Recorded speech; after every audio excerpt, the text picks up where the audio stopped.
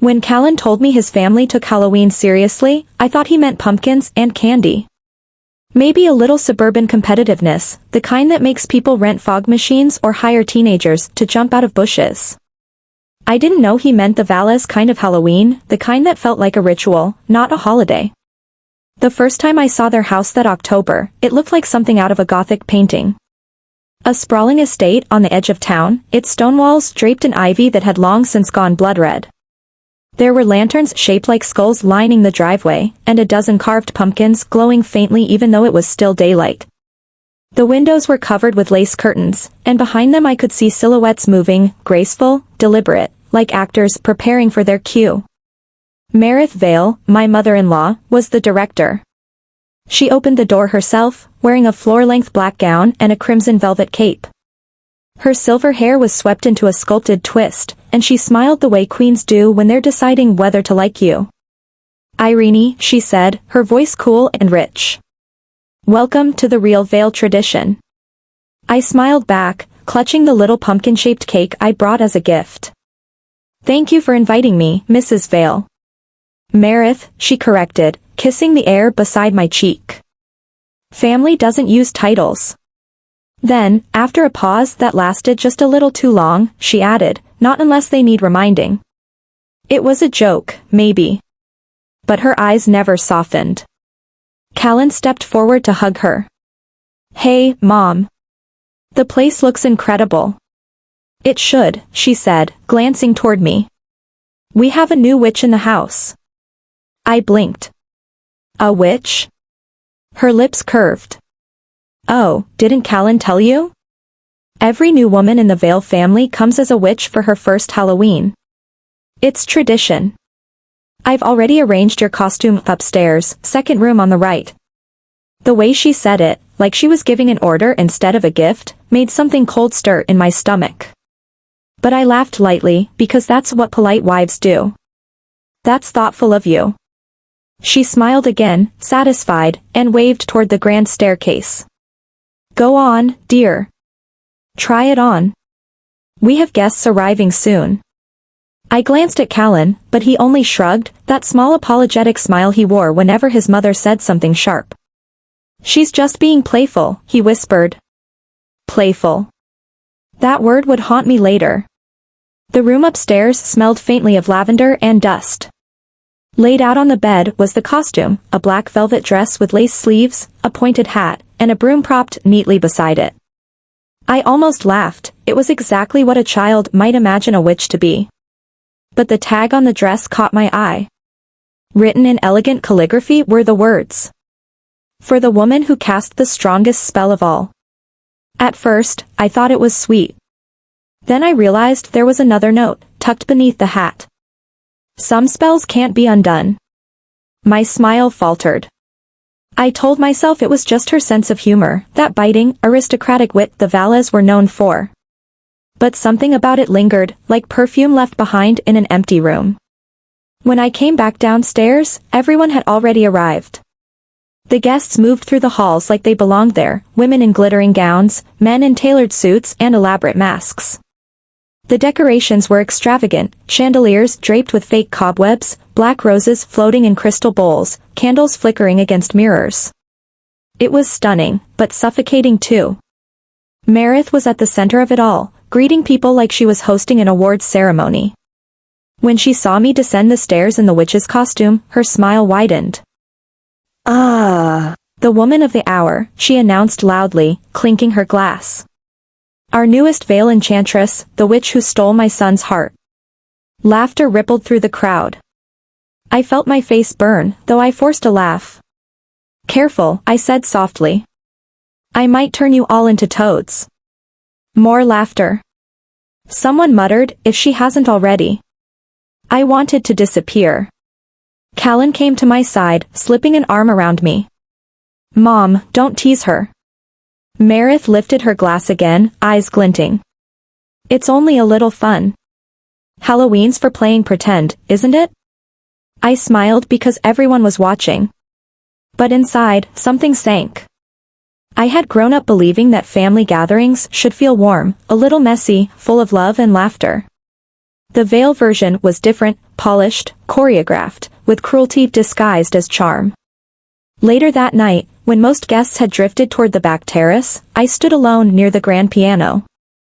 I could hear snippets of conversation about art auctions, old scandals, political gossip. I tried to find a place in it all, but I was invisible. Every now and then, someone would glance my way and smirk. One woman whispered something to another, both hiding laughter behind their glasses of champagne. I told myself not to care. I'd fallen in love with Callan, not his family. He had that steady kindness that grounded me, the kind of man who noticed when you were cold before you did. But that night, even his warmth felt distant. He was surrounded by people who shared his last name, his history, his rhythm. And I was standing in the corner of his world, trying to convince myself I belonged. When we finally left, the clock had just struck midnight. Meredith hugged him tightly, then turned to me. "You handled yourself beautifully," she said. "It's not easy being the outsider. But you'll learn our ways." "I hope so," I said softly. She touched the brim of my hat, her smile razor-sharp. "Oh, darling. You already have." In the car, I laughed it off. "That was a lot." Callan sighed. "She does this to everyone. Don't take it personally. She called me a witch. She called my cousin a ghost one year. It's her humor." I stared out the window, watching the lights of the mansion fade behind us. "Doesn't it ever bother you?" He hesitated. "She's always been like that. My dad used to call her the Queen of Masks. Said she couldn't handle real emotion, only theater. Maybe that's why she throws parties," I murmured. He reached for my hand. "You were amazing tonight." But as his thumb brushed mine, all I could think about was that note, "Some spells can't be undone." The next morning, I woke to find a photo already posted on Meredith's social media. It was me, mid-laugh, in the witch's hat. The caption read, "The Veil Witch has arrived, lock up your sons." The comments were full of laughing emojis, playful jabs, compliments about my commitment to the role. I wanted to tell myself it was harmless, but the pit in my stomach said otherwise. It wasn't the joke that hurt, it was the ease with which she made me the punchline. That Halloween became the first of many. Each year, she found a new variation of the costume. One year, a modern witch in designer black. Another year, the wicked enchantress. She'd introduce me to guests as my resident spellcaster, and everyone would laugh as if it were a tradition too sacred to question. I smiled. I posed for photos. I told myself it didn't matter. But every time I looked at those pictures, me in some dramatic witch's outfit while Meredith sparkled beside me, I noticed something strange. Her smile never looked forced. It looked nostalgic. Like she wasn't mocking me. Like she was remembering something. Still, I pushed the thought aside. I was too busy trying to fit in, trying to be the good wife, the gracious daughter-in-law, the woman who didn't flinch when the joke was at her expense, and yet, every October, when the invitations went out and the decorations returned, I felt it again, that quiet dread curling under my ribs. Sometimes, I'd wake at night and find Callan staring out the window, his face unreadable in the moonlight. "What's wrong?" I'd ask. He'd smile faintly. "Just thinking. Mom's getting older. I don't know how much longer she'll keep up these parties." But she did. Every year. Like clockwork. And every year, she found a new way to make me the witch. The night before our 5th Halloween together, I found an old photo album tucked away in a box labeled Veil Memories. It was dusty, its spine cracked, the kind of thing families keep out of obligation more than love. I opened it, flipping through images of parties long before I'd met Callan. And there it was. A photograph of Meredith, young, radiant, standing beside a man I recognized instantly from the portraits in the hall, her late husband. They were both smiling. Both wearing costumes. She was dressed as a witch. He, as a magician. The same costumes she'd chosen for Callan and me that first year. My breath caught. For a moment, I just stared. The resemblance between us, between her then and me now, was unsettling. The same dark hair, same sharp smile. The same tilt of the chin. It wasn't mockery. It was memory. I didn't know it yet, but that photo would be the first crack in her mask. That night, I couldn't sleep. I lay beside Callan, listening to the wind tapping against the window pane, thinking about all those parties, all those years of laughter that didn't quite sound right. It occurred to me that maybe Meredith wasn't just mocking me. Maybe she was trying to rewrite something, to relive a story that ended badly. And I, the outsider, the witch, the joke, had somehow wandered into her script. But I told myself not to overthink it. After all, it was just Halloween. Just masks and manners. And yet, as I drifted into uneasy sleep, I could almost hear her voice, low, amused, echoing from somewhere deep inside the house I still called hers. Some spells, she whispered, were never meant to be broken. The next Halloween came faster than I expected. Maybe because part of me had started counting the months by how close we were to it, like a clock wound by dread. Summer passed in polite lunches and carefully worded texts from Meredith. She'd send photos of antique candelabras, ask my opinion on table settings, or invite me to a test tastings, where every dish somehow came with a backhanded compliment. Not everyone can pull off soufflé, dear, she'd say. Yours has enthusiasm. It became clear that my marriage came with unspoken clauses: attend every family event, laugh at every jab, and never, ever let the mask slip. When October rolled around, I found the invitation waiting on our doorstep before dawn, a black envelope sealed with gold wax. Inside, a single card. The Valles invite you to another night of magic. Beneath it, written in her unmistakable calligraphy. Costume theme, reincarnations. Some traditions never die. I set the card down and stared at it for a long time. Callan came in holding his coffee, hair still damp from his shower. What's that? Your mother's next show, I said quietly. He sighed. Already? She's very organized. He rubbed the back of his neck. You don't have to go if it makes you uncomfortable. Yes, I do. He hesitated, then nodded, because we both knew the truth. Not going wasn't an option. Meredith didn't invite, she summoned. The costume arrived 2 days later, another box, another note. This time, the dress was dark green velvet, corseted, heavier than before. The hat was gone, replaced by a black veil that draped over my face like mourning lace. The note read: The witch returns, but this time, she's learned her lesson. I wanted to tear it up. Instead, I folded it neatly and placed it in my drawer beside the note from the year before. I didn't know why I kept them, maybe because I needed proof that I wasn't imagining the cruelty. When I stepped into the Vale mansion that night, I told myself I was prepared. I wasn't. Meredith had outdone herself. The entire ballroom was transformed into a graveyard, fog curling around tombstones, candles flickering in carved skulls, chandeliers dimmed to amber light. The guests arrived dressed as angels, demons, vampires, and saints. Laughter floated through the room like smoke. And then I saw them. The gravestones. At first, I thought they were just decorations, each one etched with playful names: Here lies procrastination, rest in peace, diet. But near the head of the room, 3 stood apart, their lettering more deliberate.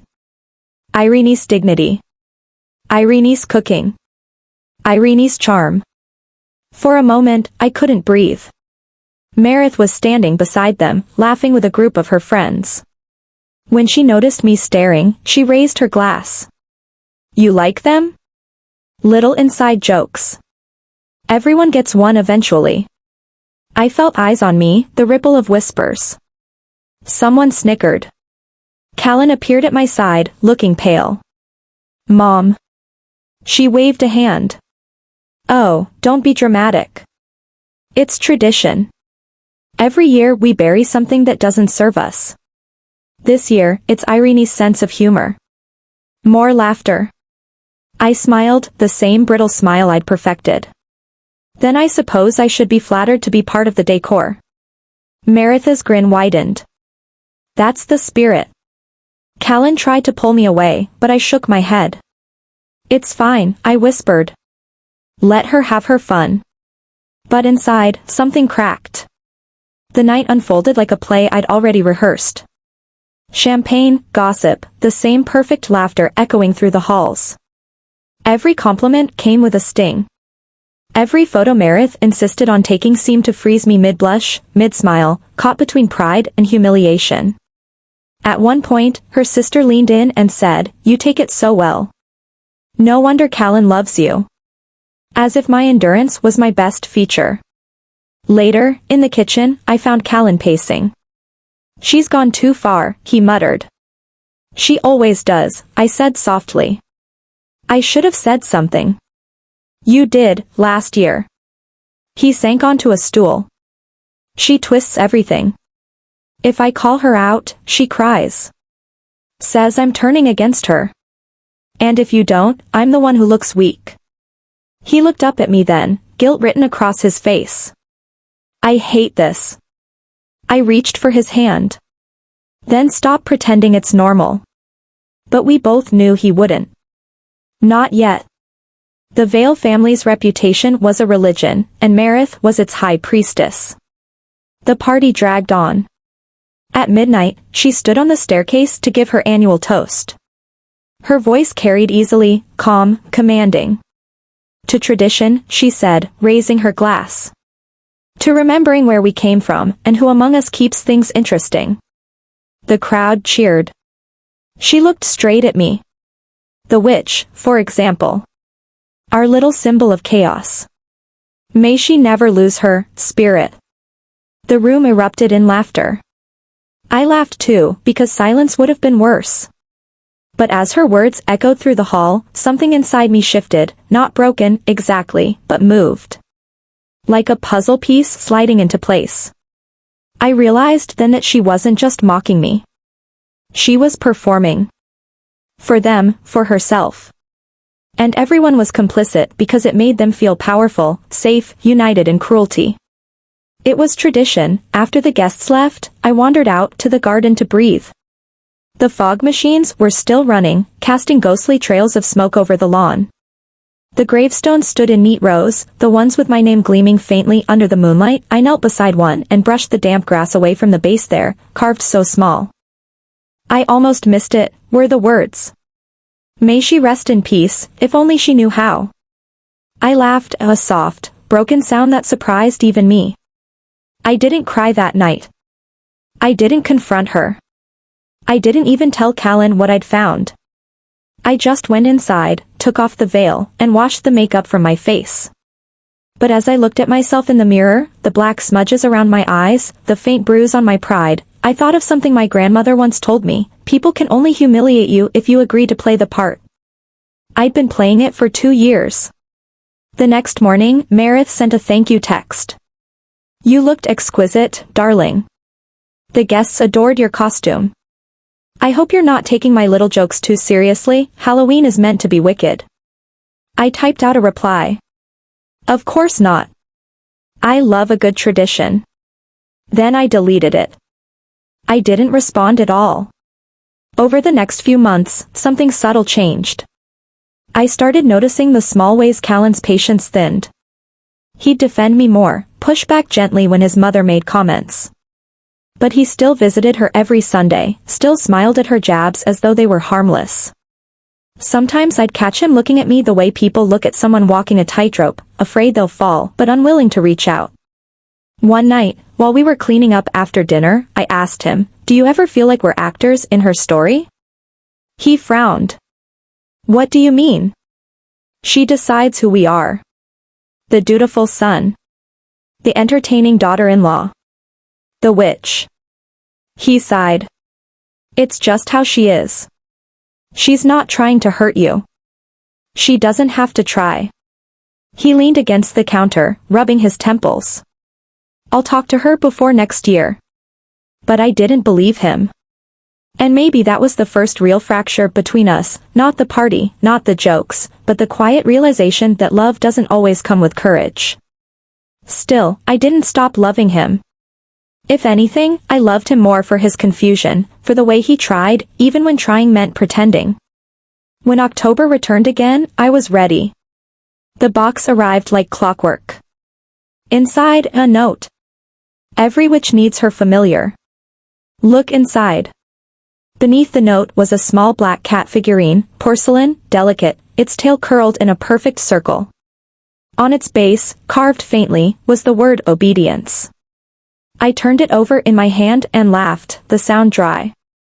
Callan found me later, sitting on the floor with the figurine beside me.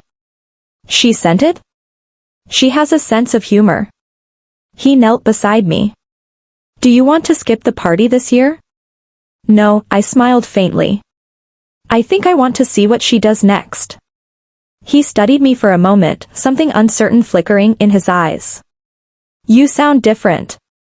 Maybe I'm just learning the script. The next few weeks passed quietly. But I wasn't the same. I started keeping notes, tiny details most people would overlook. The way her voice softened when certain guests arrived. The topics she avoided. The way she reacted when someone mentioned her late husband. It wasn't revenge, not yet. It was understanding. Because to dismantle a story, you first have to know how it's written. When the next Halloween came, I put on the costume she'd chosen and looked at myself in the mirror. I saw what she wanted everyone else to see, the obedient witch, the good sport, the family's favorite punchline.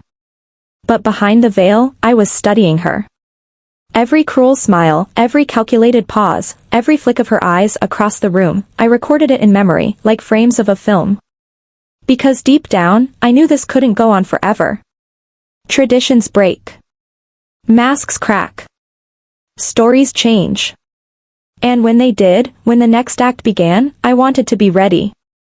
For now, though, I smiled, took Callan's hand, and stepped back into the Vale mansion. The laughter, the lights, the gravestones, they all waited for me, just as before. But this time, as Meredith raised her glass and called me the witch, I raised mine too. And when she smiled, I smiled back, not with fear, but with something quieter. Something sharper. The beginning of awareness. The start of the end. I'd learned to walk through the Vale mansion like it was a museum, quietly, reverently, pretending not to touch the artifacts of a family that never really wanted me to belong.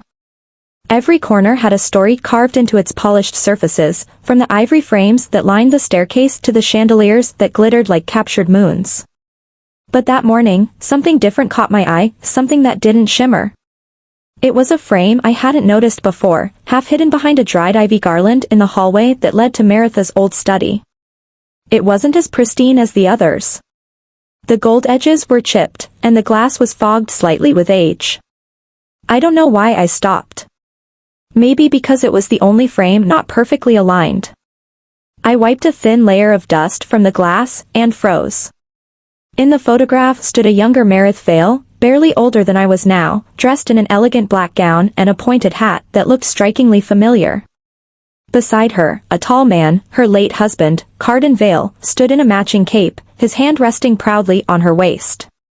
Their smiles looked genuine, almost tender. And yet, something in Meredith's eyes unsettled me. There was a tension there, a quiet storm beneath the gloss of perfection. It took me a full minute before I realized it. They were wearing the same costumes Callan and I had worn last Halloween. The witch and her bewitched lover. My hand trembled slightly as I held the frame closer. It wasn't coincidence, it couldn't be. Meredith had chosen our costumes. She'd laughed as she handed me the pointed hat, saying it suited my aura. Everyone else thought it was a joke, me playing the wicked wife. I had laughed, too, because that's what you did when your mother-in-law humiliated you with a smile. But now it felt like something else entirely. That night, as the October wind rattled the window panes, I lay beside Callan, staring at the ceiling. The shadows of tree branches moved like hands across the walls. Did your mother ever tell you about the old Halloween parties?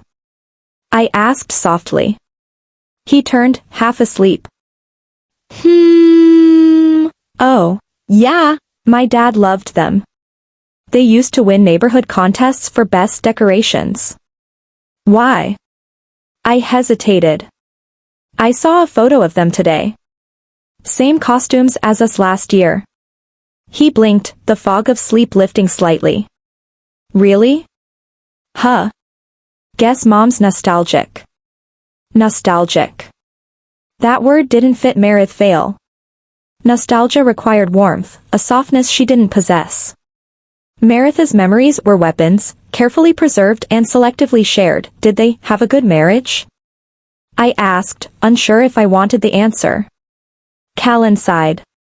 Complicated. My dad was charming, but not faithful.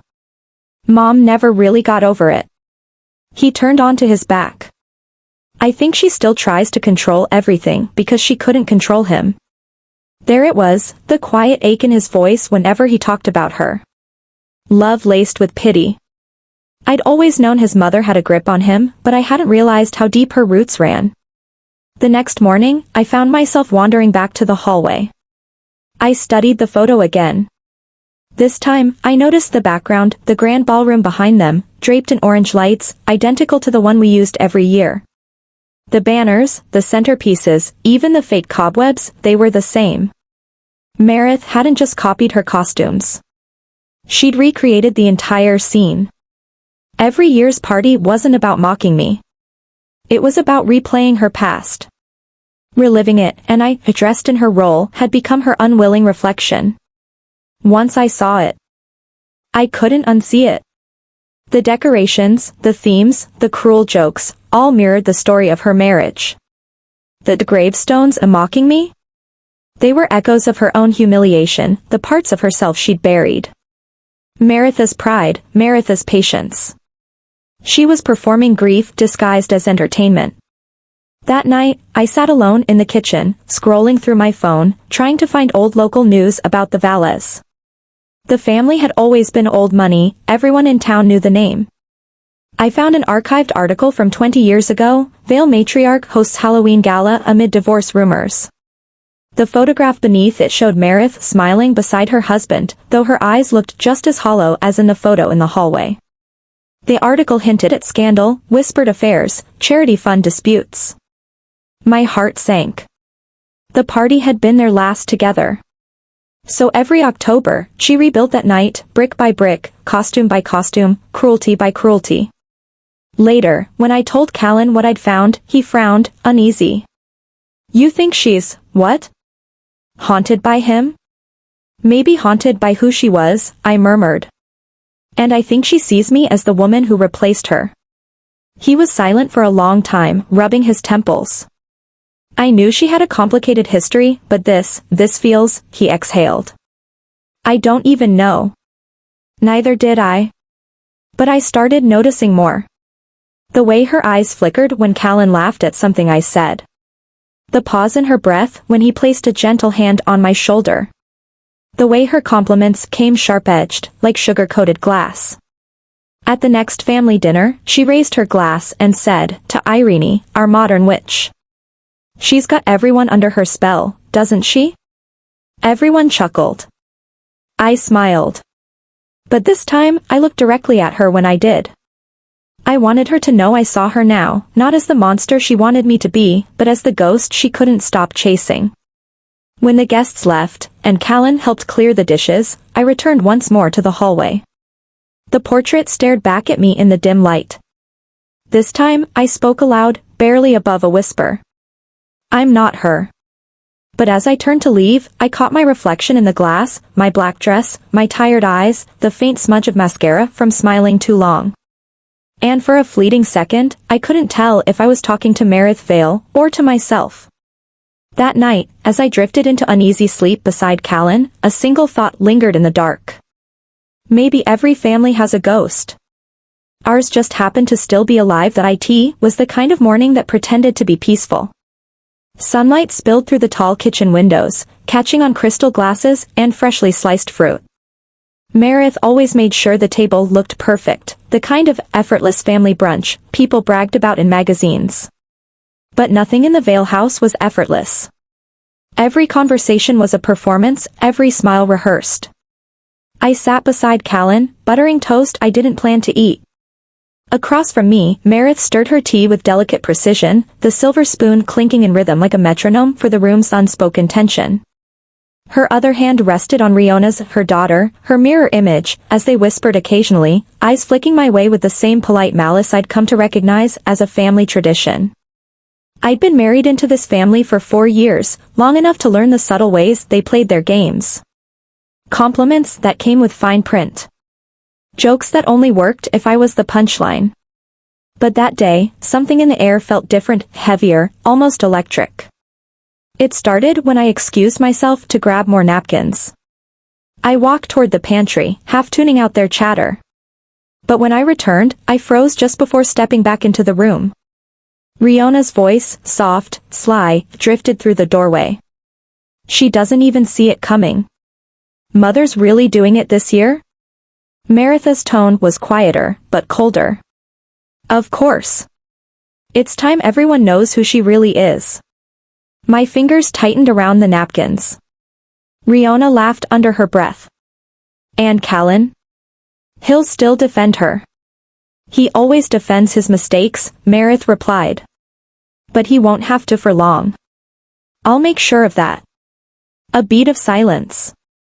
Then the faint clinking of their teacups again, as if nothing had been said. I stood there, heart hammering. It was one thing to endure her passive cruelty, the costumes, the jokes, the gravestones she planted in her garden labeled with my name. But this was different. Expose me? For what? I'd done nothing but try to belong. When I finally returned to the table, my face felt stiff from forcing composure.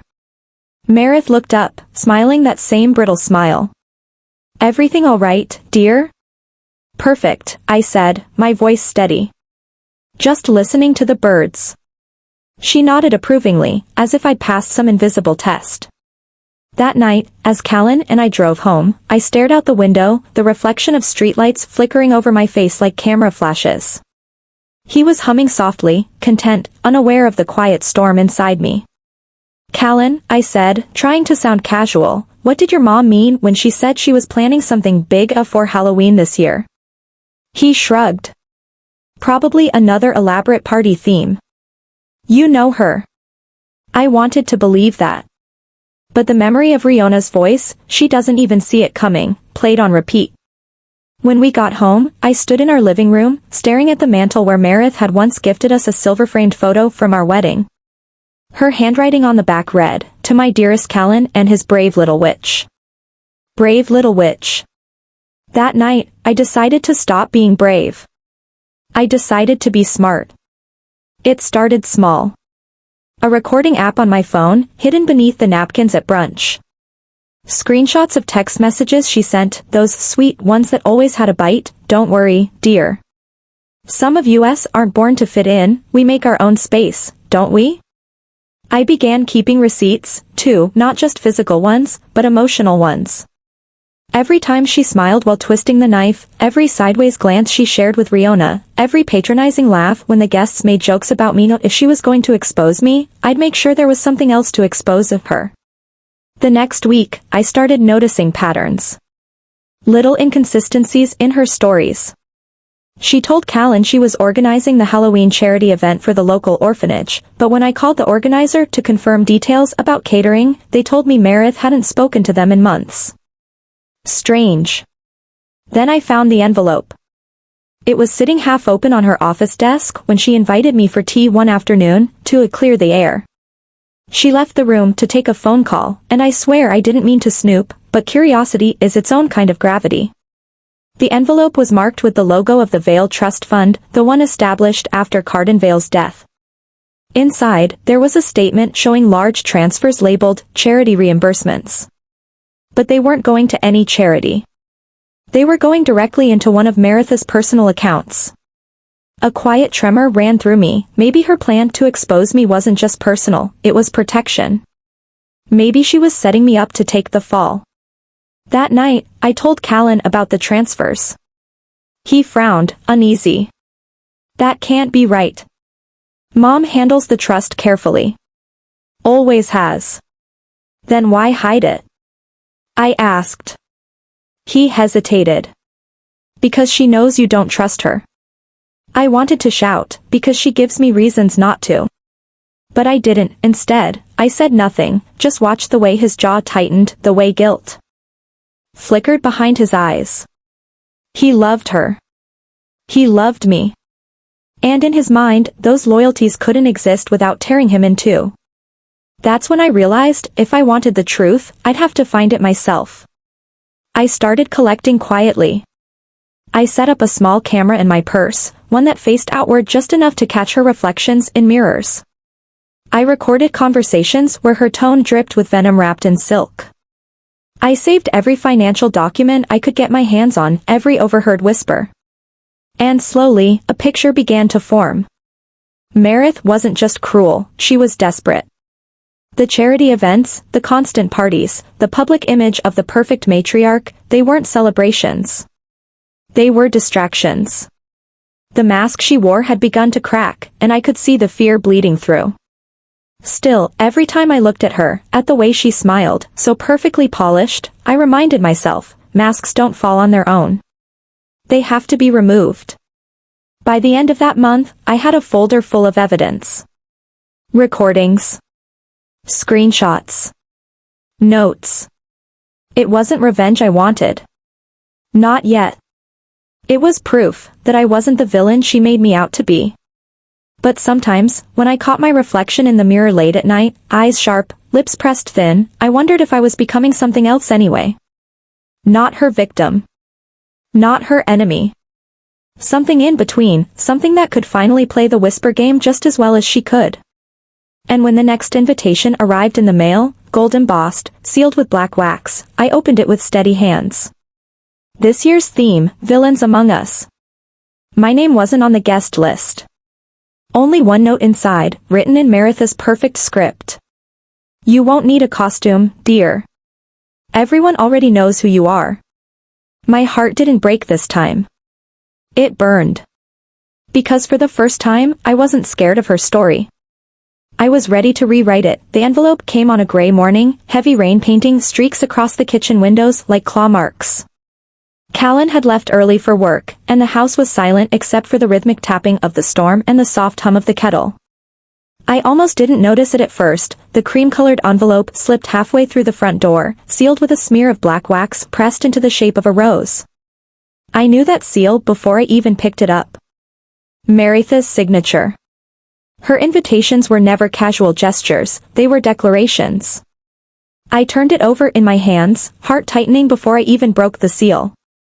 I already knew what it would say. She'd mentioned Halloween weeks ago, hinting at her most exquisite theme yet, but she'd refused to share the details. Mystery makes the evening, she told me with that immaculate smile. I unfolded the thick parchment inside. The words were written in looping calligraphy, every stroke deliberate and theatrical. You are cordially invited to the annual Vale Halloween Gala. Theme, Villains Among Us. Costumes have been chosen for each guest, symbolizing their true nature. I read it twice, my stomach tightening with every word. Villains. True nature. The paper smelled faintly of her perfume, gardenia and smoke, and the combination made my chest feel tight.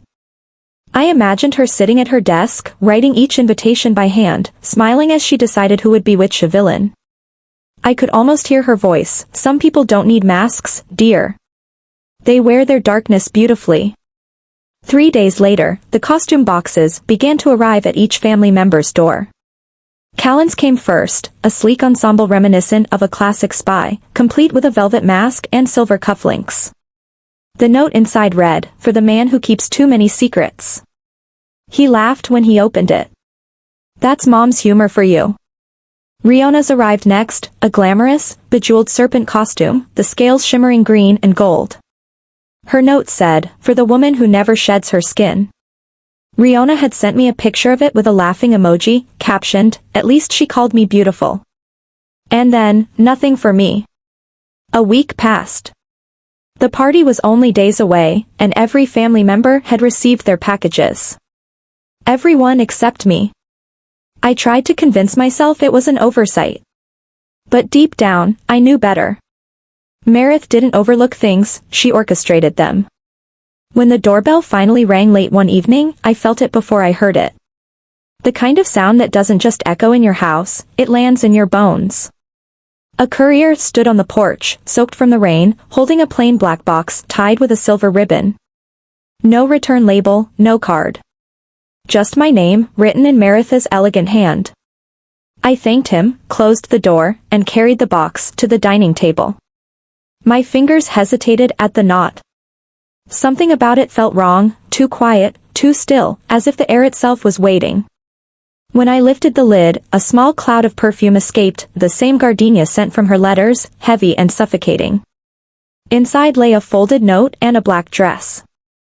I unfolded the note first. For the villain herself. After all, dear, no one plays the role quite like you. I stared at the words until they blurred. The dress was simple but stunning, satin black, fitted, long-sleeved, with a neckline that almost mirrored the one from her old Halloween portrait. I lifted it from the box, and something small fell onto the table with a soft clink. A mask. Not just any mask, a molded porcelain piece shaped exactly like my own face. My heart lurched. It wasn't some random theatrical prop. It was me. The nose, the lips, even the faint dimple in my left cheek, it was an eerie replica, painted in pale ivory with faint silver etchings around the eyes. Whoever made it had studied me, captured me with unsettling precision. The air in the room felt heavier, the rain outside suddenly louder.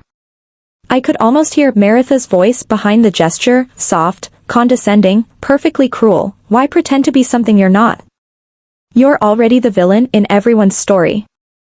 I sat there for a long time, the mask staring up at me like a silent accusation. When Callan came home, I was still at the table, the box open in front of me. He froze when he saw the mask. Eirene, what is that? Your mother's idea of a joke, I said quietly, though my voice trembled. He walked closer, picking up the mask carefully, examining it. His expression shifted from confusion to disbelief, then to anger. This is insane. She called it my costume, I said. The villain herself. He dropped his hand to the table, jaw tightening. I'll talk to her. This has gone too far.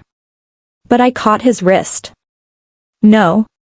Let her think I'm playing along. His eyes widened. Eirene.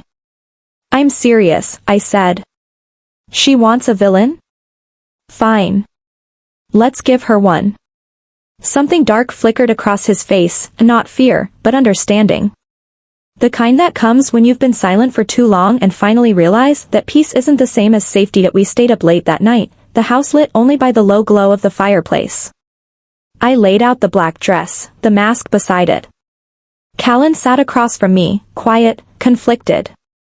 She's planning something, I said. Riona hinted at it weeks ago. She said your mother was going to expose me. For what, I don't know, but this, I gestured toward the mask. This isn't about a costume party. It's about humiliation. He rubbed his face. You think she's trying to ruin you in front of everyone? I don't think, Callan. I know. He looked at the mask again, his eyes hardening. Then let's ruin her plan instead. The words hung between us, heavy, dangerous, thrilling for the first time in years. I saw something new in him, resolve. The timid neutrality that had kept him tethered to his mother's will was cracking. I leaned forward, my voice barely above a whisper. If she wants to play games with masks, we'll make sure hers comes off first. Outside, thunder rolled, deep and echoing. That night, I placed the mask back into the box and closed the lid. But as I did, I caught my reflection in the window, a faint, pale, almost ghostly, and for the briefest moment, it looked like the mask was smiling. Halloween wasn't here yet, but I could feel it closing in. The air itself carried the promise of something inevitable, not a celebration, but a reckoning. And as I turned off the light, one thought whispered through my mind, calm and certain. She thought she sent me a warning. But what she really sent me was permission. It's strange, the silence that comes before a storm. Not the kind you hear outside, the real kind, the one that builds inside you when everything is about to change. That's what the house felt like in the week leading up to Halloween, too quiet, too polite. Even the air seemed to be holding its breath. Meredith was sending daily updates through the family group chat, seating charts, catering details, photo booth arrangements. Every message was perfectly crafted, like a hostess's smile. And every time her name popped up on my screen, I felt a flicker of heat under my skin. Callan noticed it, too.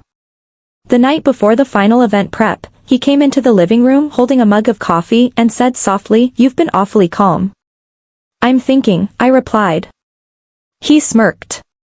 "That's what worries me." I looked up at him then, and something shifted between us. The old hesitation was gone. He didn't have to ask what I was thinking about. He already knew.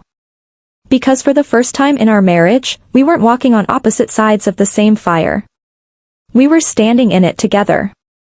"I found a way," I said finally. "To make sure she doesn't control the story this time." He sat across from me, leaning forward. "I'm listening." So I told him about the recordings I'd been collecting, the whispered insults, the charity fund transfers. About the way she'd planned to expose me. I showed him the file I'd built, labeled Project Mask. At first, his jaw tensed, that reflexive guilt he always carried whenever his mother's name came up. But then he took a deep breath, his fingers tracing the edge of the table. "She thinks she's untouchable," he said quietly. "Maybe it's time someone reminded her she's not." That was when the plan began.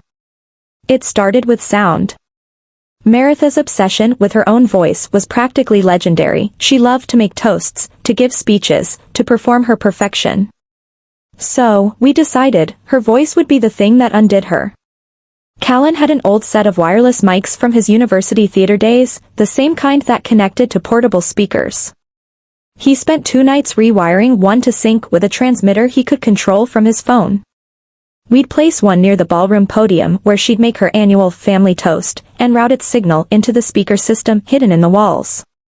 "Once she starts talking," I said, pacing the room, "we'll trigger her own voice instead, the recording from that brunch. The one where she said I was a mistake." He nodded slowly. "And then?" "Then," I said, "we let her hear what she's built." We didn't talk about what came after. We didn't have to. The next few days were a blur of preparation. I visited the Vale estate under the guise of helping with decorations. Meredith seemed delighted, too delighted, as if my participation was a kind of surrender. "Oh, Eirene, dear," she said, handing me a bundle of silk cobwebs. "It's so nice to see you trying." I smiled. "Wouldn't miss it."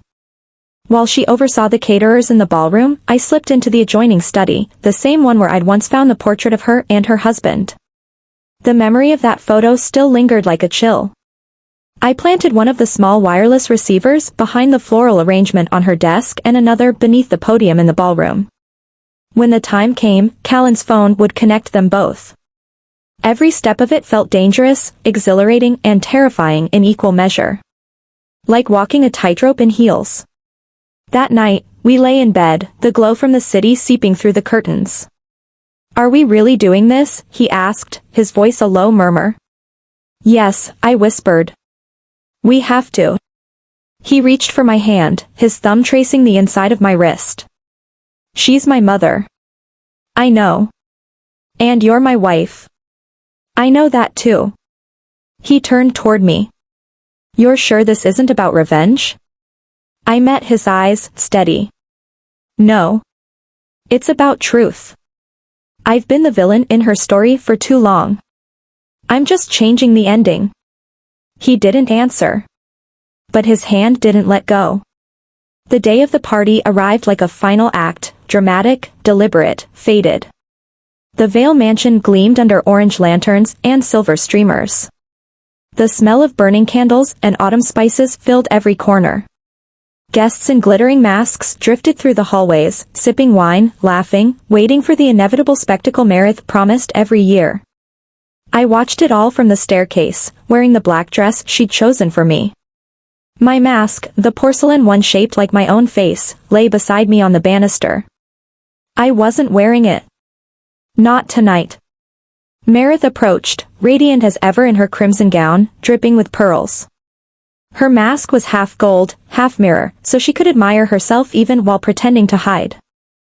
Ah. The star of the evening, she purred, taking in my dress. I see you got your costume after all. I smiled sweetly. Wouldn't want to disappoint. She leaned closer. Remember, dear. The trick to wearing a mask is knowing when to take it off. I held her gaze. I've been waiting for that moment. The party unfolded with her usual precision, the laughter, the gossip, the over-decorated grandeur. But beneath the surface, tension hummed like electricity in the walls.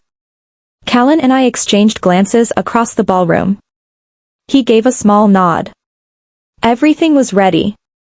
When Meredith called for attention, tapping her glass with her ring, her signature sound, the room fell into an obedient hush. She stood at the podium, eyes gleaming beneath candlelight. Family, she began, isn't about blood. It's about loyalty. Her voice filled the room, and then, seamlessly, another voice layered over it. Her own. But older, sharper, dripping with disdain. She'll never be one of us. She's a mistake. The words echoed through the speakers, distorted slightly, unmistakable. Gasps rippled through the crowd. Meredith froze. What? Then another clip played, her laugh from the brunch, followed by, I'll make sure everyone sees who she really is. Guests turned, whispering. Some exchanged horrified looks. Others simply stared, transfixed. I stood near the center of the room, silent, watching as realization spread across her face like cracks on porcelain. The microphone in her hand shook slightly. This is some kind of error, but Callan stepped forward then, his voice calm. No, Mother. It's not an error. Silence. He looked at her, and for once, she was the one shrinking. You taught us all to wear masks, he said softly. You just forgot yours was slipping. The lights flickered once, just once, and then steadied. Somewhere in the distance, thunder rolled. Meredith's breath came fast, shallow. She tried to laugh it off, to regain control. A little prank, that's all. Our dear Eirene does love theatrics. But this time, no one laughed. I lifted my glass slightly, meeting her eyes across the room. You always said every family needs a villain, I said. I just didn't realize you meant yourself. The crowd murmured again. Meredith's mask, the mirrored one, glinted as she turned, and I saw it then, the smallest crack near her cheek, like a fracture spreading through glass. The storm outside had begun to rage, rain hammering the windows. Before the lights went out completely, I caught her expression, the mix of disbelief and fury, the dawning terror of a woman watching her empire crumble in front of her guests. And when the lights flickered back on, her mask was gone. Literally shattered on the floor. I didn't smile. Not yet. Not until the night ended. Because I knew this wasn't the climax. This was the turn. The moment when truth started clawing its way to the surface, ready to breathe. And the villain, at last, was running out of time. The night began like a slow inhale before a storm. Every candle flickered in perfect rhythm, like they'd rehearsed the performance Meredith was about to stage. Her mansion had never looked more alive, yet beneath all that light, there was something rotten breathing under the velvet and lace. The chandeliers hummed faintly, catching the glitter of gold-rimmed glasses and sequined masks. Laughter shimmered, fake and familiar. I stood near the staircase, dressed exactly as she intended, the villain herself. The black dress clung like truth, tight, merciless, impossible to hide behind. The mask, molded to my face, sat on the dresser upstairs. I couldn't wear it. I didn't need to. For the first time in years, I didn't feel like pretending to be someone else. Callan brushed past me, adjusting his cufflinks. His mask, a half-gold thing shaped like a lion's jaw, gleamed in the candlelight. He looked powerful, deliberate. There was something in the way he moved tonight that told me he'd crossed a quiet threshold inside himself. He wasn't afraid anymore. You ready? He murmured, his voice low enough that the string quartet's music swallowed it whole. I've been ready for a long time, I whispered back. The night was designed to humiliate me. The irony was delicious. She'd built the stage, and we'd only rearranged the script. Every inch of this house was wired, the parlor, the dining room, the ballroom where Meredith stood now, draped in crimson satin like an empress of ghosts. Her laughter rippled through the crowd. It was light, rehearsed, almost kind. The kind of laugh that made people forget what cruelty lived beneath it. Guests in elaborate masks floated from one corner to another, glasses of champagne clinking like nervous heartbeats. I recognized the same faces that had smirked at those gravestones last year, Irene's dignity, Irene's cooking, Irene's patience. They'd laughed, pretending it was harmless fun. But tonight, the laughter would echo differently. Meredith spotted me and smiled, a slow, venom-laced smile dressed as warmth. She lifted her glass slightly, as if in greeting. The pearls around her neck shimmered, each bead like a trapped lie. "Eirene, darling," she called across the room. "Come, join us. You mustn't sulk in corners, tonight's about family." I smiled back, lips curving in practiced grace. Of course. I wouldn't miss a moment. The musicians shifted into a slower waltz. The scent of cinnamon and burning candles filled the air. People moved like chess pieces, each one in position for her spectacle. At exactly 8:45, Callan caught my eye. That was the signal. I made my way toward the main table where Meredith stood at the center, surrounded by her loyal audience. The microphone rested beside her crystal flute, waiting for the annual toast that crowned every Vale Halloween. She glanced around, the perfect hostess. "Before we begin," she purred, "I just want to say how grateful I am for tradition. For family. For loyalty." Her voice glided like silk over a blade. Callan's fingers twitched slightly, the smallest gesture. The signal. The system was live. Meredith lifted the mic, her rings catching the light. "And, of course, for my dear daughter-in-law, Eirene." A polite smattering of applause followed. I heard my name echo like an insult. Meredith continued, her tone honeyed and false. "She's been such a unique addition to our family. Some might even call her unpredictable. But isn't that what makes gatherings so exciting? The element of surprise?" Soft laughter rippled. I could feel every pair of eyes on me. Meredith raised her glass. "So, to Eirene, may she always remember that." Then it happened. Her voice, her real voice, filled the room. "She'll never be one of us. She's a mistake." The sound wasn't coming from her mouth. It was coming from everywhere, the speakers hidden in the corners, the ones she'd used for ambient music, now weaponized against her. The room froze. Meredith's hand trembled, champagne spilling down her wrist. "What?" she stammered, glancing around, confusion widening her eyes. And then, another clip played. "She doesn't understand legacy. She doesn't belong. Callan married beneath him, but he'll see that in time." A gasp broke from someone near the buffet. The room rippled with whispers, shock like static in the air. Meredith's face drained of color. She tried to laugh it off, but the sound cracked halfway. "What on earth? Some technical issue, surely." "Eirene, dear, you're good with gadgets, aren't you?" I stepped forward, my heels silent on the marble. "Not this time, Meredith." Every head turned. The chandelier above us flickered slightly, as if the house itself was holding its breath. Callan moved to stand beside me, his expression calm, resolute. "Mother," he said softly, "it's time everyone heard what really happens behind these masks." Meredith's lips parted, trembling. "Callan, please, no," I said gently. "Let her hear herself." The next recording began, one she'd whispered to Riona weeks ago at brunch. "She thinks she's clever, keeping receipts and files. Let her try. She'll never have what I had. Not the name. Not the respect. I'll remind her who she's playing with." The crowd murmured, discomfort spreading like smoke.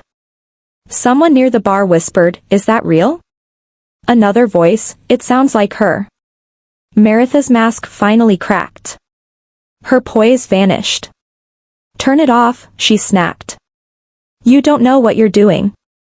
But I did. Every cable, every mic, every flicker of power in this house was in my control tonight. I took the mic from her trembling hand. My reflection in the polished silver base looked strange, composed, but alive in a way I hadn't seen for years. I used to think the worst thing you could do to someone was make them feel small, I said quietly. But the worst thing is pretending it's love. Silence. You could feel the collective heartbeat of the room. I gestured toward the guests, the same ones who had laughed, the same ones who had applauded her cruelty. For years, I played along because I thought I was protecting Callan. Because I thought civility was the same as peace. But tonight, I realized peace doesn't come from silence. Meredith reached for the mic again, but Callan stepped between us, his voice firm. Mother. Don't. It wasn't anger in his tone, it was exhaustion. The kind that only comes after years of trying to love someone who refuses to change. Callan, she whispered, her voice breaking. You can't do this. They'll ruin me. No, he said. You did that yourself. Her eyes filled, but no tears fell. Only fury. You're ungrateful. I cut her off softly. No. He's free for a moment. All I could hear was the crackle of candles, the distant hum of the recording's end. The silence that followed wasn't empty, it was heavy, cleansing, inevitable. Meredith's hand trembled as she lowered her glass. She tried to gather herself, lifting her chin, attempting one last performance. You think this changes anything? They'll still see you as the outsider. Maybe, I said. But at least they'll see the truth, too. I placed the mic down on the table, between us, the border between old and new, cruelty and clarity. No one applauded. No one spoke. Even the quartet had stopped playing, their bows frozen midair. Then, slowly, Callan reached for my hand. We walked away from the table, past the rows of shocked faces and glittering masks. Behind us, the house buzzed with quiet chaos as whispers, footsteps, someone turning off the speakers. As we reached the doorway, I turned back once. Meredith stood alone at the head of the table, her red gown a pool of blood under the golden light.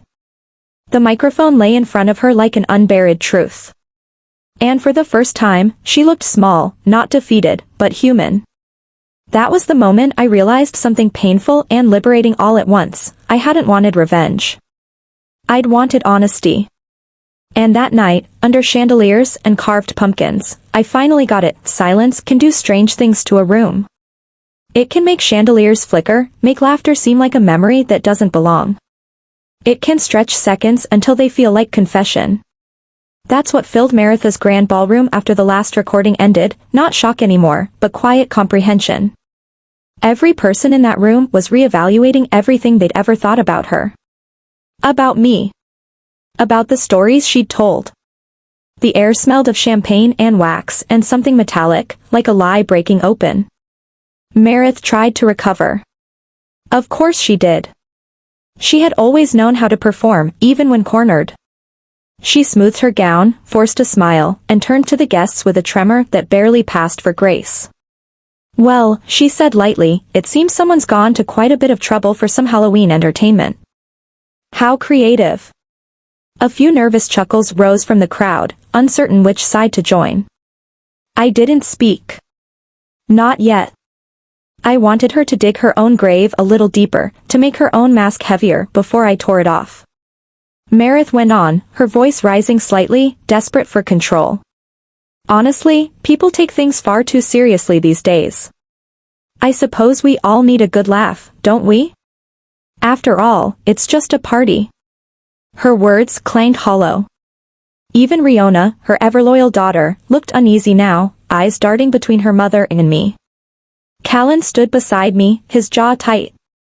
He'd said nothing yet either, but I could feel the energy coming off him, a low, steady resolve that told me he was ready to stand where he'd once stayed silent.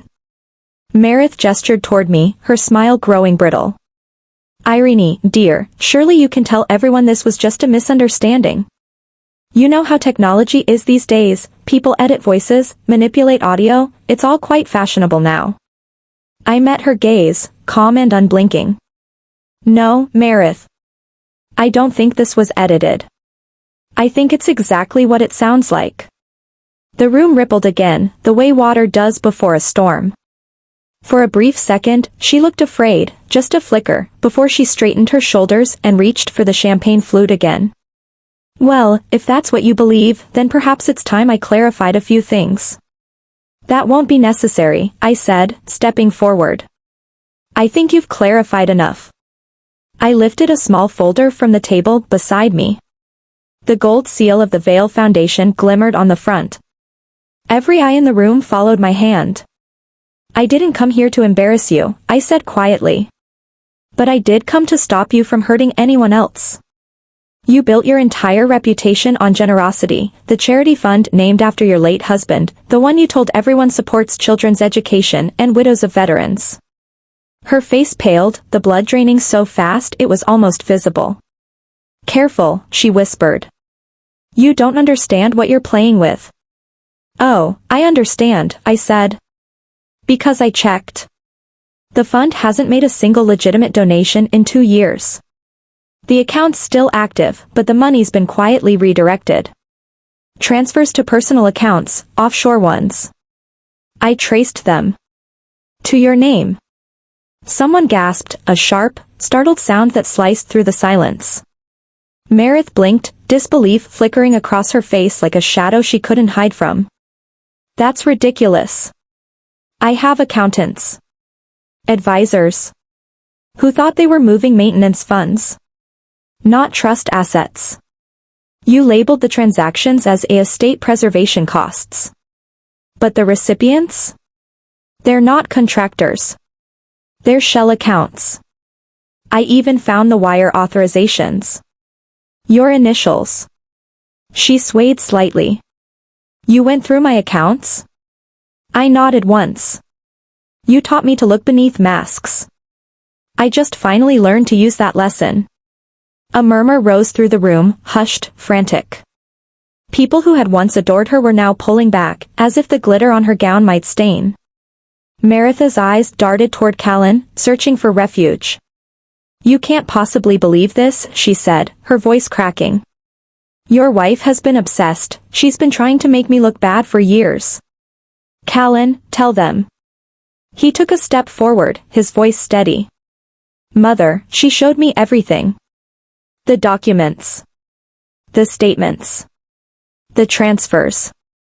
You used Father's foundation to pay for your private properties and personal accounts. Her expression shattered.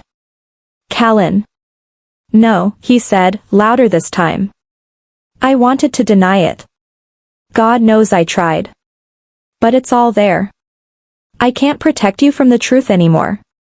The room spun around her, and for the first time in years, she was the one standing under the spotlight, naked in her own deception. I looked at her, and I didn't feel triumphant. I felt something sadder, something heavier, the strange ache of finally understanding the person who hurt you. Meredith clutched the edge of the table, her knuckles white. You have no idea what it was like, she hissed. Your father, he left me drowning in his debts. I saved this family. I rebuilt it from nothing. I deserved something back. Her voice cracked under the weight of that word, deserved. I took a slow step closer, my tone soft but unwavering. You could have asked for help. You could have been honest. But instead, you built your worth by making everyone else feel worthless. Tears shimmered in her eyes, but she blinked them away before they could fall. You think you're so noble. But I know you're kind, you marry up, you smile sweetly, and then you rot the house from the inside. I never wanted your house, I said quietly. Just peace inside it. The line seemed to land like a stone dropped in still water, rippling through every listener, even those who'd never spoken to me directly. Behind us, the quartet's instruments stood silent, abandoned mid-song. The candles had burned halfway down, wax spilling like slow tears. Riona finally spoke, her voice trembling. Mother, is it true? Meredith turned sharply, betrayal flashing across her face. Don't you dare. Is it? Riona repeated, louder this time, desperate for an answer that could still make sense of what she'd just heard. Meredith looked around, at her guests, her children, the faces she'd ruled through charm and fear, and for the first time, she had no script. No smile to hide behind. It was for us, she whispered, for all of us. Callan's voice broke through gently. No, Mother. It was for you. The quiet that followed was suffocating. People began to leave, slowly, awkwardly, as if trying to fade into the wallpaper. The illusion of the perfect veil legacy had cracked, and no one wanted to be caught standing in the debris. Meredith sank into one of the chairs at the head of the table, her gown folding around her like spilled ink. The mask she'd worn earlier lay beside her, expressionless, beautiful, hollow. I stood a few steps away, watching her stare into nothing. There was no satisfaction in me, only the slow, aching clarity of release. I had thought revenge would feel sharp, electric. But it felt like silence. Like finally breathing after holding it too long. Callan turned to me, his voice barely a whisper. It's done. I nodded. No, it's only starting. Because that was the truth, endings don't happen all at once. They unfold in echoes. In the way people look at you differently. In the way the house feels empty even when it's full of sound. We left before midnight, slipping out into the October air. The moon hung low, bright as a spotlight. I looked back once at the mansion, its windows dimming one by one, the laughter that used to carry through its halls replaced by silence. Meredith had always said masks made parties more beautiful. But that night, when the last light flickered out, I realized something she never did. Masks don't make people beautiful. They make them invisible. And I was done being unseen. The mansion was quieter than I had ever heard it. It was almost midnight. The music had stopped hours ago, but echoes of it still clung to the walls, the faint hum of a cello, a laugh that never really belonged to anyone. The guests were gone, their cars vanishing down the long, winding drive like ghosts returning to their graves. Only 3 of us remained in the great house, Meredith, Callan, and me. The lights in the ballroom were dim now, just the dying glow of chandeliers and the flicker of the last candles. The smell of melted wax and spilled champagne lingered in the air. Meredith sat in silence at the head of the table, her posture no longer regal, just a woman reduced to her own weight. The mask she'd worn earlier still lay beside her, but it looked wrong now, like something dead. Callan stood near the window, his reflection fractured by the glass. He hadn't spoken since the last guest left. He didn't need to. His silence was heavy enough to fill the room. I stayed near the edge of the table, not out of distance, but restraint. I didn't trust myself to sit yet. My hands still trembled, though the adrenaline had long faded. Meredith finally broke the silence first. Her voice wasn't sharp anymore. It was hoarse, fragile, like someone learning how to speak again. Do you know what the worst part is? She said softly, eyes fixed on the flickering candle in front of her. It's not that everyone knows. It's that I don't even feel surprised. I didn't answer. I wanted to, but I knew she wasn't really asking. I've spent years building something that was never real, she continued. A house, a name, a family, but all of it was just theater. And now the audience has gone home. She let out a hollow laugh, one that caught in her throat halfway through. Callan turned from the window, his expression unreadable. You could have stopped, Mother. Any time. I couldn't, she said quickly, desperate, almost pleading. You don't understand, Callan.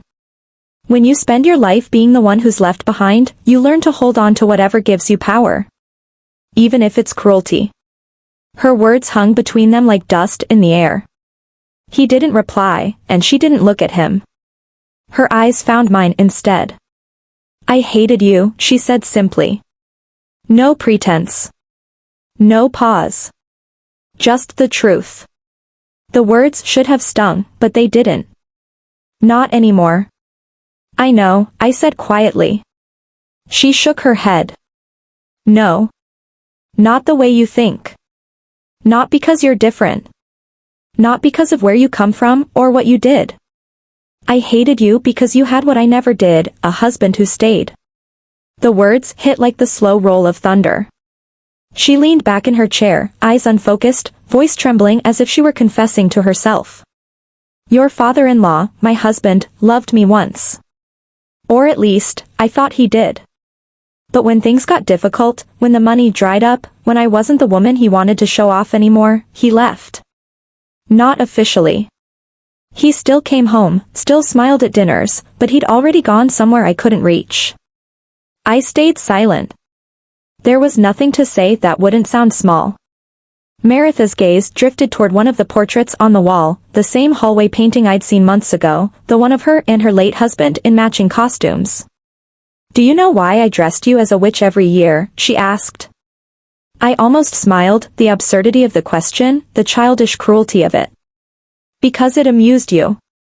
No, she said, shaking her head slowly. Because that's what he called me, the night before he left. You're a witch, Meredith. You charm people until they can't see who you really are. I suppose I wanted someone else to wear the word for a while. I thought if I gave it to you, maybe it would stop belonging to me. Her confession was quiet, almost tender, but it sliced deep. Callan's voice broke the silence, low and steady. You could have stopped the cycle. You could have been different. She looked at him, tears shining in her eyes now. I wanted to. God, I wanted to. But then you met her. And she was everything I wasn't, gentle, patient, real. And I thought, what if he chooses her the way your father stopped choosing me? What if I lose you too? Her voice cracked open on the last word. For a long moment, none of us spoke. The only sound was the soft hiss of a dying candle. I took a step closer, the marble cold under my heels. So you punished me because you were afraid of being replaced? Yes, she whispered. Because I saw my own ghost in you. And I hated that she was still young enough to start over. Her honesty was unbearable, raw, trembling, more terrifying than her cruelty ever had been. You were never the witch, she said finally, her gaze meeting mine. I was. The sentence hung in the room like a benediction, or a curse. Callan sat down across from her, his face drawn in the dim light. You hurt her. You hurt me. You ruined everything Father tried to build. I know. Why? Her lips trembled. Because it was easier than admitting I was lonely. She covered her face with one hand, and for the first time, she looked small, not in defeat, but in humanity. The mother who used to rule every room was now just a woman who'd spent too long living behind a mask she forgot how to remove. Callan stood, exhaling slowly. You'll have to answer for what you did. Not just to us. I know, she murmured. I'll deal with it. He walked toward me, pausing to rest a hand on my shoulder. It was the kind of touch that said I'm sorry, and thank you, without words. We started to leave, but before I reached the doorway, Meredith spoke again. Eirene, she said softly. I turned, I hope one day you'll forgive me. Not because I deserve it, but because you do. Something inside me loosened, not forgiveness, not yet, but understanding. I nodded once, just enough to acknowledge her. Maybe one day. Outside, the wind had picked up. The trees swayed, their branches brushing against the windows like restless hands. The driveway was littered with leaves, golden and black under the dim light. Callan and I didn't speak as we left, but we didn't need to. There was nothing left to say. As we reached the car, I looked back once more. Through the tall windows, I could still see Meredith sitting there, her red gown pooling around her like the last ember of something that once burned too brightly. She wasn't the villain anymore. She was just a woman who'd lost herself trying to win a war that no one else was fighting. And for the first time, I didn't feel haunted by her. I just felt free. It's strange how silence can sound like freedom. Months have passed since that night. Since the toast, the recordings, the unraveling. The Vale estate still stands, but now, it feels more like a monument than a home. Callan and I moved out a few weeks after the confession. No shouting, no ceremony, just quiet boxes and softer goodbyes. The air outside the mansion felt lighter, as if the very ground had been waiting for us to leave. The house itself sits dark now. No carriages pulling in. No music bleeding through the walls. No lights at the windows. Even the gates seem tired, as if they've spent too long guarding something that was never real. Meredith hasn't called since. Word around town says she withdrew her name from every charity she once ruled. They say she visits her late husband's grave on Sundays, always alone, always dressed in plain gray. Maybe that's her penance. Or maybe it's her peace. Callan doesn't talk about her much. Sometimes, I catch him standing by the window at dusk, staring into the distance with that quiet ache that only comes from losing something you still love in pieces. I never ask what he's thinking. Some ghosts need space to breathe before they fade. We found a smaller place on the edge of town, 2 bedrooms, ivy on the fence, a kitchen that smells like sun and rosemary. The first night we moved in, the air was still thick with boxes and dust, but it already felt more like home than the mansion ever did. And now, it's Halloween again. The children on our street are running in little clusters, capes trailing, flashlights bobbing, laughter spilling into the cold night air. I can hear it all from the porch as I carve the last pumpkin. Just one this year. Nothing elaborate, no tricks or hidden messages. Just a single word, carved with care across its warm orange skin, peace. I set it by the door and light the candle inside. The flame flickers gently, not like the wild ones from before, but steady, calm. Like it finally understands it doesn't have to fight the dark anymore. Callan steps out beside me, wrapping a coat around my shoulders. You really went for minimalism this year, he teases softly. Something like that, I smile. He kisses my temple and stays quiet a while, watching the trick-or-treaters pass. Somewhere in the distance, a song drifts through the autumn air, the kind of tune that feels nostalgic even when you don't recognize it. When the last of the children wave goodbye, I look back at the pumpkin, at that single word glowing in the dark, and for the first time in years, I don't feel watched. I don't feel tested. I just feel here. Meredith once told me I'd never belong in her story. That I'd always be the outsider, the mistake, the witch. Maybe she was right. But what she never understood was that I didn't need to belong in hers. I just needed to start telling my own. She made me the villain every Halloween. But I learned, sometimes, being the villain in someone else's story is how you reclaim your own. The wind shifts. The candle flickers, then steadies again. Behind us, the door closes with a soft click. And just like that, the story ends, not with fire or fear, but with peace.